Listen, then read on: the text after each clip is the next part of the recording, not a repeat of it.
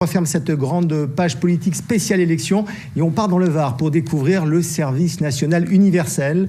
800 000 jeunes pourraient être concernés dès 2024. Au programme, un stage de cohésion et une immersion au sein d'une institution avec des missions d'intérêt général. Hier, vous allez le voir d'ailleurs, une centaine de jeunes sont venus de toute la France et ont entamé leur séjour. Reportage Ali Martiniki et Franck Farrugia.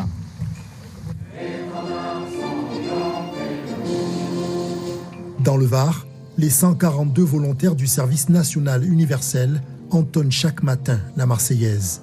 Marchons, marchons. Pour certains, porter l'uniforme n'est pas un frein, mais une étape pour préparer l'avenir.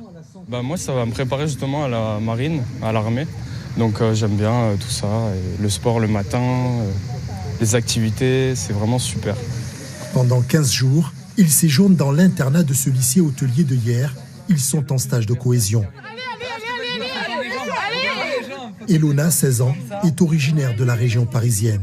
On ne se connaissait pas du tout, alors là on s'entend vraiment bien et du coup c'est ça que j'apprécie vraiment. Si je reviens en vacances ici, je sais que je pourrais contacter certaines filles de mon groupe pour qu'on se retrouve et tout ça, et du coup c'est bien. Ils travaillent autour des valeurs de la République, mais aussi des notions liées au développement durable grâce à des activités sportives et ludiques. À l'issue du stage, ces jeunes âgés de 15 à 17 ans partiront en mission d'intérêt général.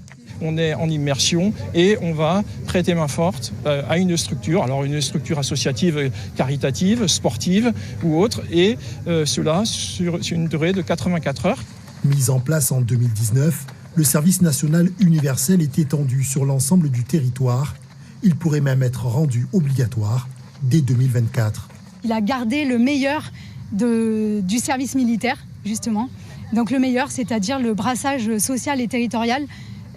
Donc cette cohésion de la jeunesse, cette rencontre de toutes les jeunesses de France. Et c'est ça qui est merveilleux pour eux. Les armées et les forces de l'ordre interviennent pour présenter leur métier. L'occasion peut être de susciter des vocations.